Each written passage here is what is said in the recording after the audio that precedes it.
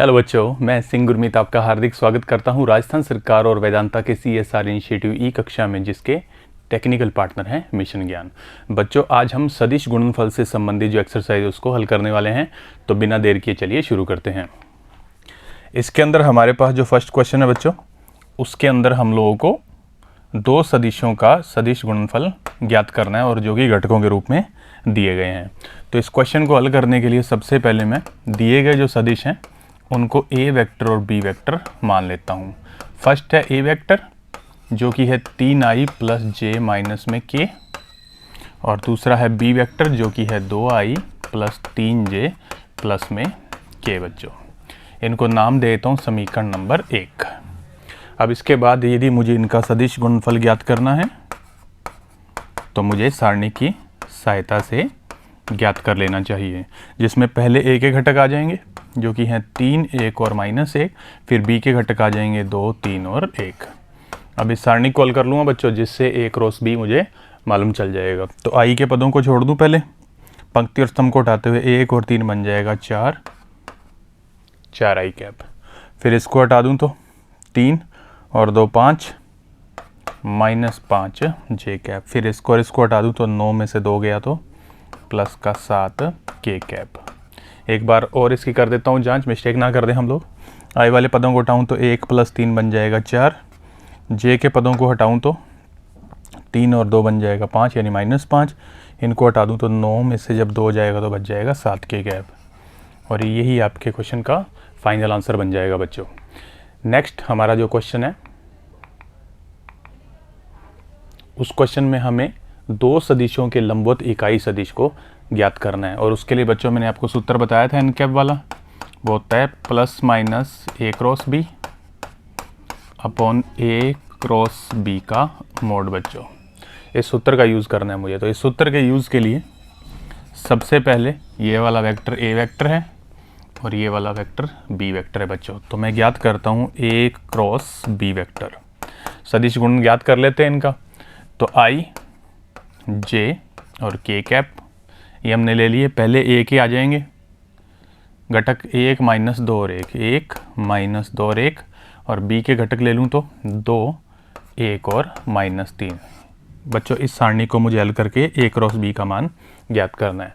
तो सबसे पहले i के पदों को हटा दूँ तो 6 में से 1 जाएगा तो 5, ये आ जाएगा 5i कैप।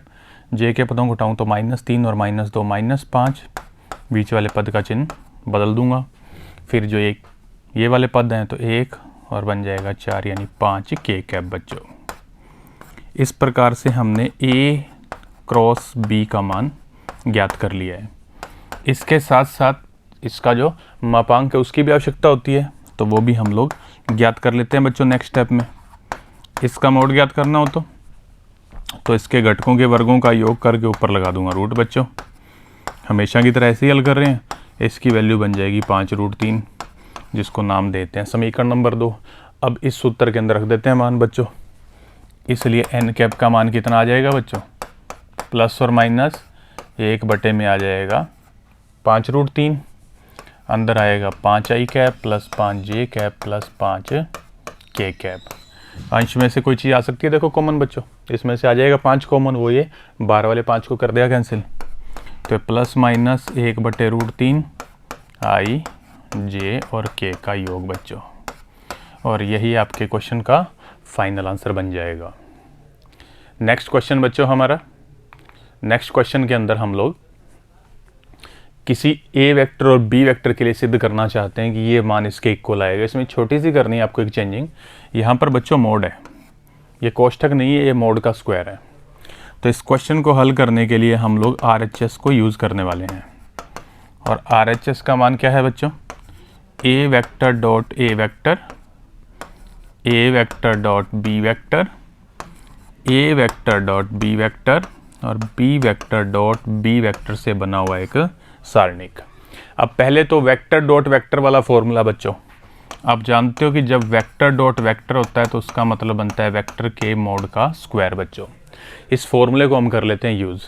जब इस फॉर्मूले को यूज़ करते हैं बच्चों तो हमारे पास आ जाएगा a वेक्टर के मोड का स्क्वायर, यहाँ आ जाएगा b वेक्टर के मोड का स्क्वायर, बाकी जो पद हैं उनको एज इट इज एक बार नोट कर देता हूँ। ये लो बच्चों, ये रहा सारणी। अभी सारणी का मान ज्ञात कर लेते हैं। आप जानते हैं इनका गुणा माइनस इनका गुणा होता है, तो हमारे पास नेक्स्ट स्टेप में आ जाएगा ए वेक्टर के मोड का स्क्वायर इंटू बी वेक्टर के मोड का स्क्वायर माइनस ए वेक्टर डॉट बी वेक्टर का स्क्वायर। क्योंकि ये वाली वैल्यू एक जैसी है तो इनका स्क्वायर बन जाएगा बच्चों। नेक्स्ट स्टेप में ये ए वेक्टर के मोड का स्क्वायर, ये बी वेक्टर के मोड का स्क्वायर माइनस ए वेक्टर डॉट बी वेक्टर का सूत्र हम जानते हैं बच्चों, वो होता है ए वेक्टर का मोड इंटू बी वेक्टर का मोड इंटू में कोस थीटा, ऊपर चल रहा है बच्चों स्क्वायर। धीरे धीरे इसको हल कर लेते हैं। यहाँ पर ए वेक्टर के मोड का स्क्वायर, बी वेक्टर के मोड का स्क्वायर, इसका होल स्क्वायर ओपन कर दूँ तो सब पद गुणा में है, आगे चल रहा है माइनस। ये लो, ये वाला स्टेप बन जाएगा बच्चों। अब इसमें से जो चीज़ आ सकती है कॉमन, वो है ए वेक्टर के मोड का स्क्वायर और बी वेक्टर के मोड का स्क्वायर बच्चों। इसको कॉमन लेने के बाद यहाँ तो बच जाएगा 1, इसमें बच जाएगा कोस स्क्वायर थीटा, नोट कर लिया इसको। अब 1 माइनस कोस स्क्वायर थीटा का मतलब हो जाता है साइन स्क्वायर थीटा। तो ए वेक्टर के मोड का स्क्वायर, बी वेक्टर के मोड का स्क्वायर और साइन स्क्वायर थीटा। अब जब सारे पदों पे वर्ग है ना बच्चों, तो हम इसको मेंशन कर देते हैं ए वेक्टर का मोड, बी वेक्टर का मोड इंटू साइन थीटा और इसका होल स्क्वायर बच्चों। हो सकता है ऐसे भी। अब यदि मैं इस स्टेप की बात करूं तो इसमें एन कैप नहीं है। अगर एन कैप होता तो ये ए क्रॉस बी बन जाता, लेकिन एन कैप नहीं है ना, इसकी वजह से इसके अंदर का मान बनेगा ए क्रॉस बी का मोड बच्चों, और उसके ऊपर चल रहा है स्क्वायर, और यही हमारी लेफ्ट हैंड साइड है। तो इस प्रकार से इस क्वेश्चन को आपने सिद्ध करना है। नेक्स्ट क्वेश्चन बच्चों हमारा, इस क्वेश्चन में हम लोगों को सिद्ध करना है कि इस पद का मान आएगा 0। वो वास्तव में 0 नहीं है, 0 वेक्टर है। क्योंकि यदि मैं ध्यान दूं तो लेफ्ट हैंड साइड में सिर्फ हम वज्र गुणन कर रहे हैं, और वज्र गुणन का मतलब ही क्या होता है बच्चों, सदिश का आना, सदिश गुणनफल। तो वहाँ पर आंसर बनना चाहिए 0 वेक्टर। अब इस चीज़ को सिद्ध करने के लिए मैं लेफ्ट हैंड साइड को यूज़ कर रहा हूँ, और लेफ्ट हैंड साइड में है ए, फिर आ जाएगा क्रॉस बी प्लस सी, फिर आएगा बी क्रॉस सी प्लस ए, फिर आएगा सी क्रॉस ए प्लस बी बच्चों। अब आपने इसके अंदर कुछ ऐसा करना है कि जैसे नॉर्मल गुणा करते हैं ना बच्चों, वैसे हम करेंगे गुणा। लेकिन अब होगा क्या, गुणा में वज्र गुणन का जो निशान है उसका यूज़ होगा, और उसकी एक खास बात होती है कि हम सीक्वेंस नहीं बदल सकते। तो यहाँ पर देखो क्या बनेगा बच्चों, जब इसका गुणा अंदर करूँगा तो आ जाएगा ए क्रॉस बी, प्लस में आ जाएगा ए क्रॉस सी, फिर बी का अंदर गुणा करूँ तो बी क्रॉस सी, फिर आ जाएगा प्लस में B cross A, B cross A, आखिर में सी क्रॉस ए, और प्लस में आ जाएगा सी क्रॉस में बी। यहाँ तक हल होने के बाद बच्चों हम इन 3 स्टेप को एज इट इज छोड़ लेते हैं, यानी इनको नोट कर देता हूँ, A cross B plus A cross C plus B cross C. आखिर वाले जो 3 पद है ना, ये वाले, इनमें सीक्वेंस बदल दो। और यदि मैं सदिश गुणनफल में सीक्वेंस बदलता हूँ तो उस पद का चिन्ह भी बदल जाता है बच्चों। तो यहाँ पर बनेगा माइनस ए क्रॉस बी, यहाँ पर बनेगा माइनस ए क्रॉस सी, और यहाँ पर माइनस बी क्रॉस सी। इससे होगा क्या, ए क्रॉस बी से ए क्रॉस बी कैंसिल, ए क्रॉस सी से ए क्रॉस सी कैंसिल, और बी क्रॉस सी से बी क्रॉस सी कैंसिल बच्चों। और जैसे ही ये पद कैंसिल होंगे, सारे के सारे वेक्टर थे, तो आंसर बनेगा 0 वेक्टर, और यही आपकी RHS बन जाएगी बच्चों। तो इस प्रकार से बड़ी आसानी से ये क्वेश्चन भी सिद्ध हो सकता है। नेक्स्ट हमारा क्वेश्चन है बच्चों कि ABC उसके ऊपर लगा रखी कैप, यानी इकाई सदिश है। इस प्रकार के इकाई सदिश हैं कि इन दो मानों का जो दो का जो बिंदु गुणन है उसका मान क्या आ रहा है 0, और B और C के मध्य कोण बता रखा है π/6 यानी कि 30 डिग्री। तो सिद्ध करो कि A कैप का मान बनेगा ±2 गुणा में B क्रॉस C। यहाँ पर वास्तव में आना चाहिए कैप, क्योंकि हमारे पास पूरा वेक्टर नहीं है, इकाई सदिश के रूप में ही तीनों सदिश दिए गए हैं। तो इस क्वेश्चन की शुरुआत करता हूँ बच्चों।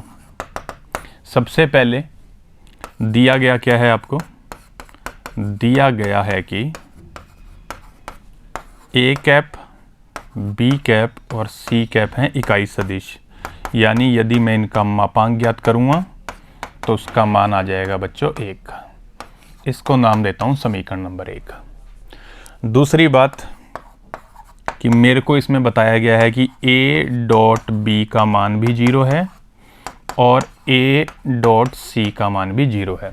तो इसका सीधा सा मतलब होता है जब बिंदु गुणन 0 आए तो इसका मतलब पहला सदिश दूसरे सदिश पर होता है लंबवत, और इसी प्रकार से यदि इनको जो रखूं तो पहला सदिश दूसरे सदिश के आ जाएगा लंबवत।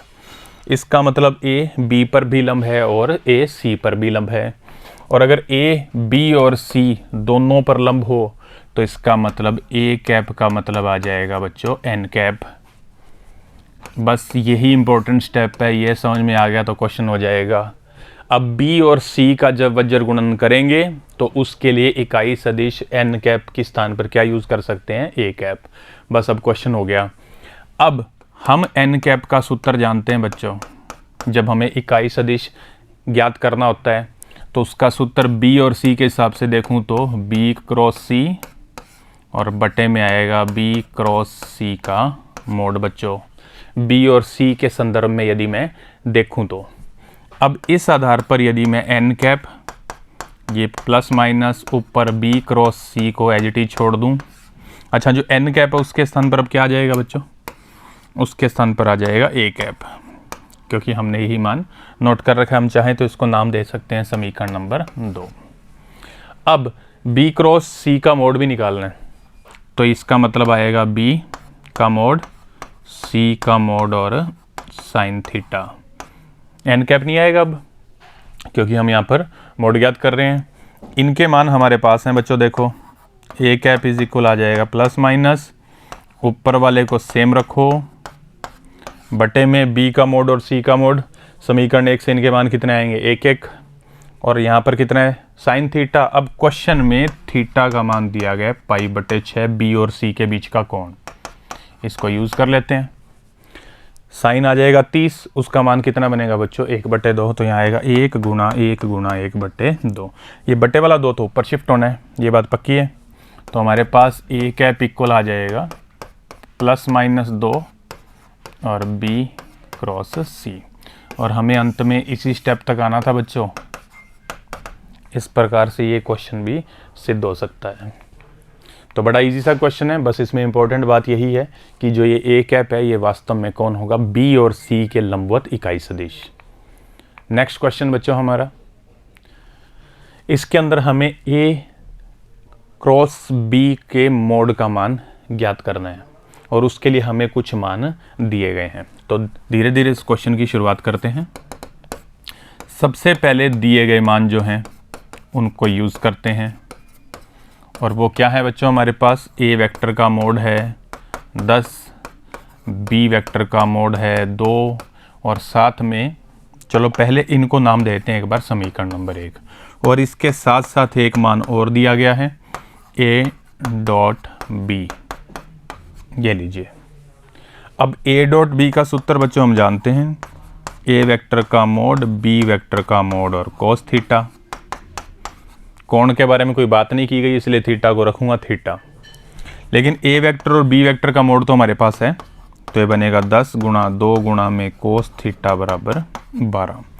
इस आधार पर यदि मैं कोस थीटा का मान ज्ञात करूं बच्चों तो आएगा 12/20 यानी कि 3/5। इससे साइन थीटा का मान ज्ञात करें तो वो हमें प्राप्त होने वाला है 4/5। आप किसी मेथड से ज्ञात कर लेना, यही आंसर आएगा बच्चों। ये समीकरण नंबर 1 है, इसको नाम दिया समीकरण नंबर 2। अब मैंने साइन थीटा इसलिए ज्ञात की है क्योंकि मुझे ए क्रॉस बी के मोड का मान ज्ञात करना है, जिसका सूत्र होता है ए का मोड बी का मोड इनटू में साइन थीटा। तो ये वाला मान जो था उसको मैंने बदल लिया साइन में, और साइन का वैल्यू हम यहाँ पर यूज़ करने वाले हैं। अब ए वेक्टर का मोड कितना है बच्चों 10, बी वेक्टर का मोड 2 और साइन थीटा का मान है 4/5। इनको कैंसिल कर दूं, ओवरऑल बचेगा 16, और यही आपके क्वेश्चन का फाइनल आंसर बन जाएगा बच्चों। तो इस प्रकार से आपने हल कर लेना है। नेक्स्ट क्वेश्चन बच्चों हमारा, बड़े ही इजी से क्वेश्चन आ रहे हैं। नेक्स्ट क्वेश्चन में हमें दो सदिशों के लंबवत 9 इकाई परिमाण वाला एक अन्य सदिश ज्ञात करना है। तो सबसे पहले तो जो दिए गए सदिश हैं उनको नाम देता हूँ ए वेक्टर और बी वेक्टर। अब इनके लंबवत इकाई सदिश ज्ञात करना हो तो एन कैप का फॉर्मूला होता है बच्चों हमारे पास ए क्रॉस बी और ए क्रॉस बी का मोड। चाहो तो यहाँ पर आगे प्लस माइनस यूज हो सकता है। अब जब ये इकाई सदिश ज्ञात हो जाएगा तो इसका गुणा कर देंगे बच्चों 9 से, तो इन दोनों के लंबवत 9 इकाई परिमाण वाला अन्य सदिश ज्ञात हो जाएगा। तो अब क्वेश्चन करने के लिए हम क्या करने वाले हैं, सबसे पहले इस फॉर्मूले को यूज़ करने के लिए हम ए क्रॉस बी ज्ञात करेंगे। तो ये लीजिए बच्चों ए क्रॉस बी, उसका सिस्टम ये आई जे के, पहले ए के घटक लिख दो 4 -1 और 3, फिर बी के घटक लिख दो -2 फिर 1 और -2। ये लो बच्चों सारणिक, इस सारणिक का मान ज्ञात कर लेते हैं। आई के पदों को छोड़ दूं तो 2 -3 -1, जे के पदों को छोड़ दूं तो -8 और +6, -8 और +6 मिलकर बनाएंगे -2, लेकिन यहाँ पर आता है फिर से -2 आ जाएगा +2। नेक्स्ट स्टेप में इसके पद हटा दूं तो ये 4 में से 2 जाएगा तो बचेगा 2 के कैप। फिर से एक बार इसकी कर लेते हैं जांच, मिस्टेक हो सकती है बच्चों। इसको हटा दूं तो 2 -3 -1, इनको हटा दूं तो -8 और फिर आ जाएगा 6, जिससे मिलेगा -2, लेकिन हम लिखेंगे +2। फिर इसको हटाऊं तो 4 में से 2 जाएगा तो 2 कैप। ये वास्तव में बच्चों ए क्रॉस बी का मान आ रहा है। इसको नाम देते हैं समीकरण नंबर 1 फिलहाल। अब इसके साथ साथ इसके मोड की भी हमें आवश्यकता पड़ती है। तो ए क्रॉस बी का जो मोड है बच्चों वो क्या बन जाएगा, ये वेक्टर रहा हमारे पास -1 का स्क्वायर 1, 2 का स्क्वायर 4, 2 का स्क्वायर फिर से 4, इसका रूट, उत्तर आएगा बच्चों 3। इसको नाम दे दो समीकरण नंबर 2। अब हम लोग ज्ञात करते हैं एन कैप। एन कैप का सूत्र ए क्रॉस बी और बटे में ए क्रॉस बी का मोड, ये बन जाएगा 1/3। इसके साथ आएगा ये वाला सदिश -i cap +2 J cap plus में 2 के कैप। ये बच्चों एन कैप आ रहा है, इसको नाम दे दो समीकरण नंबर 3। अब हमें जो अभीष्ट सदिश चाहिए उसका मापांक होना चाहिए 9, तो इसके साथ 9 का कर दें गुणा बच्चों। ये देखो 9 इकाई वाला, तो जैसे ही एन कैप का 9 से गुणा करेंगे, एन कैप का मान है ये 9 गुणा में 1/3 -i +2j +2 के कैप। ये कैंसिल होकर यहाँ पर बचेगा 3, इसका अंतर गुणा कर दूँ तो -3i कैप +6j कैप +6 के कैप। ये आपके क्वेश्चन का फाइनल आंसर बन जाएगा बच्चों। तो इस प्रकार से इस इकाई सदिश को ज्ञात करना था और उसके बाद उससे 9 का गुणा करते हुए एक अन्य सदिश को भी ज्ञात करना था। नेक्स्ट क्वेश्चन बच्चों हमारा इंटरेस्टिंग क्वेश्चन है ये। इस क्वेश्चन में हम लोगों को सिद्ध करना है कि इसका मान इसके इक्वल आएगा। पहले तो इसको हम लोग कर देते हैं सिद्ध। इसको सिद्ध करने के लिए मैं LHS को उठा रहा हूँ बच्चों, और वो है ए वेक्टर माइनस बी वेक्टर का वज्र गुणन ए प्लस बी के साथ। अब नॉर्मली हम जब ए और बी घटकों के रूप में होते हैं तो वज्र गुणन ज्ञात करना बड़ा आसान रहता है, लेकिन यहाँ पर घटक के रूप में कुछ भी नहीं है। तो हम इस क्वेश्चन को हल करने के लिए इन दोनों को नॉर्मल जैसे हम कोष्ठक वाले स्टेप को गुणा करते हैं बिल्कुल वैसे ही करेंगे। बस ध्यान रखेंगे सीक्वेंस नहीं बदलना है, क्योंकि ये वाला गुणा कर रहा हूँ सदिश गुणन। तो पहले ए वेक्टर का गुणा करता हूँ बच्चों अंदर उधर, तो आ जाएगा ए क्रॉस ए, फिर आ जाएगा प्लस में ए क्रॉस बी, फिर माइनस बी का अंदर गुणा करूँगा तो आ जाएगा माइनस बी क्रॉस ए और माइनस में बी क्रॉस में बी। अब ये एक जैसे हैं, इनका वज्र गुणन तो आएगा बच्चों 0 वेक्टर। ये लो पद सेम, इसका सीक्वेंस बदल दो, सीक्वेंस बदलते आगे का चिन्ह भी बदल जाएगा और इसका मान भी आएगा 0 वेक्टर। ये तो 0 है, इनको तो हटा दो, बीच में जो पद पड़े उनका जोड़ कर दो, तो ये आ जाएगा ए क्रॉस बी। और देखिए बच्चों यही होती है RHS इसकी। तो इसको सिद्ध करना बड़ा ही आसान है। ये लीजिए, लेकिन अब इसके साथ एक पॉइंट और भी है बच्चों, वो क्या है कि इसकी ज्यामितीय व्याख्या भी कीजिए कि वास्तव में ऐसा क्यों होता है। तो इसकी ज्यामितीय व्याख्या करने के लिए मैं एक समांतर चतुर्भुज ABCD की बात करता हूं, जिसकी संलग्न भुजाएं हैं A वेक्टर और B वेक्टर।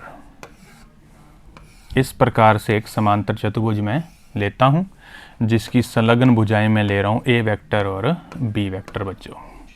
तब आप जानते हैं सदिशों के योग का जो समांतर चतुर्भुज नियम होता है, तो इन दोनों का जो परिणामी होगा वो ये वाला विकर्ण बन जाएगा। होगा बच्चों ऐसा। अब इसके सामने की भुजा ये B वेक्टर और इसके सामने की भुजा ये भी बन सकती है A वेक्टर, क्योंकि समांतर चतुर्भुज में आमने सामने की भुजाएं एक समान होती हैं। दिशाएं समान रखूं तो ये वेक्टर भी एक जैसे हो सकते हैं बच्चों। अब यदि मैं ये वाला विकर्ण ज्ञात करूं इस प्रकार से, तो इस विकर्ण का मान आता है बच्चों A vector minus B vector.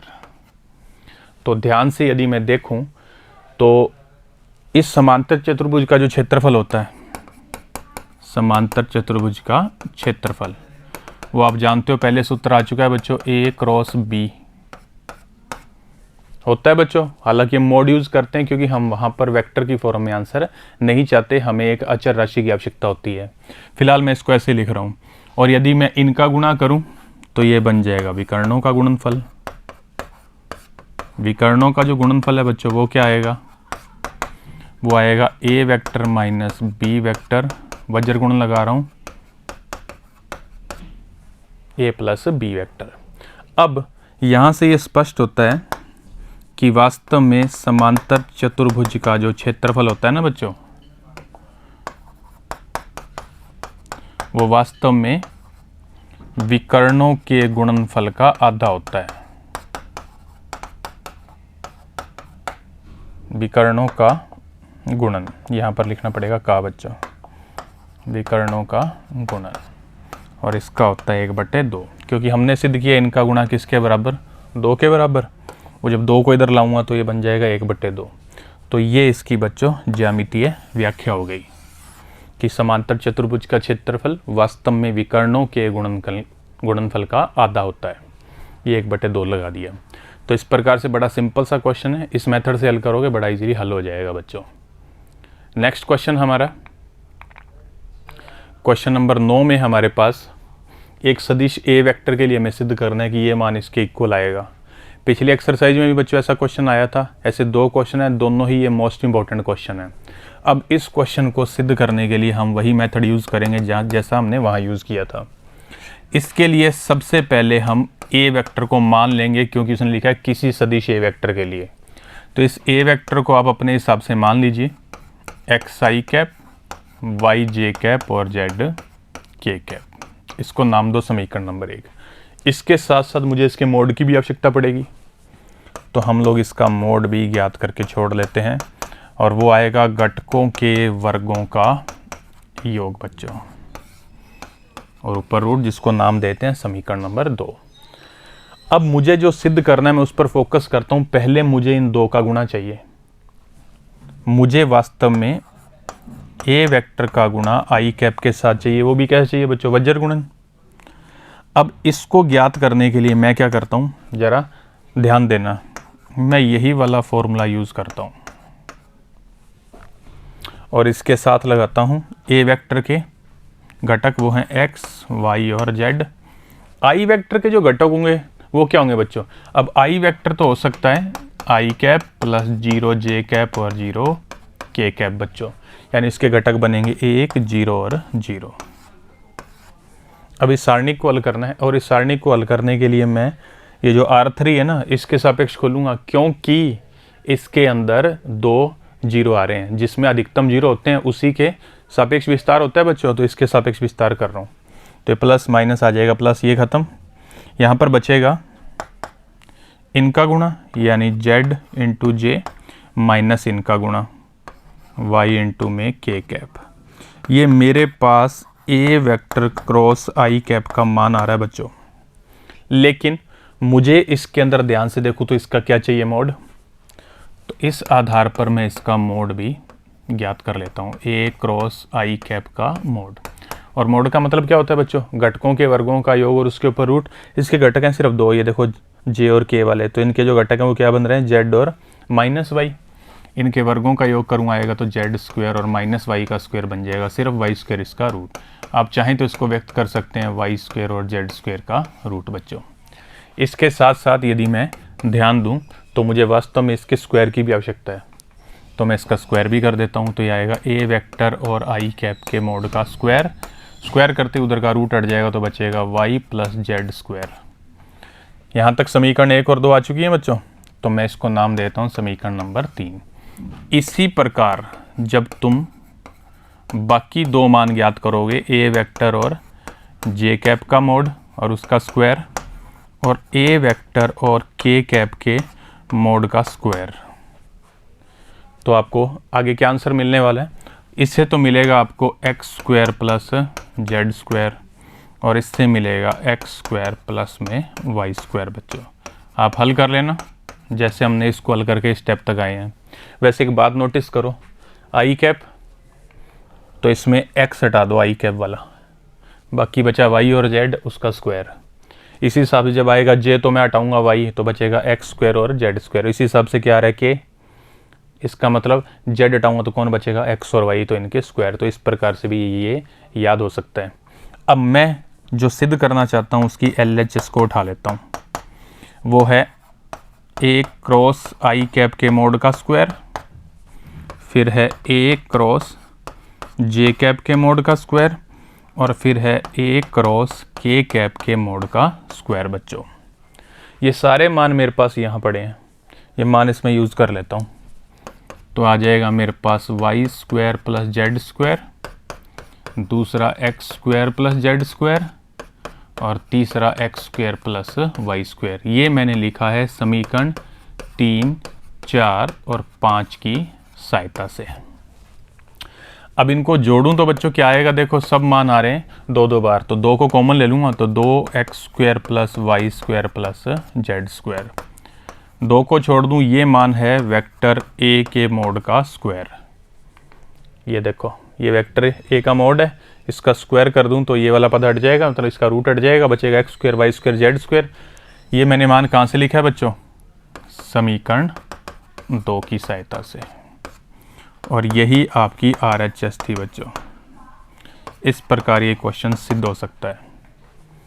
देख लीजिए यही RHS थी इसकी, हम ये लेके चले और ये वाला आंसर आ गया। तो इस प्रकार से आपने इस क्वेश्चन को हल कर देना है बच्चों। उम्मीद करता हूँ ये वाली एक्सरसाइज आपके लिए बड़ी इजी होगी। अगले वीडियो के साथ जल्दी मुलाकात करेंगे बच्चों। धन्यवाद।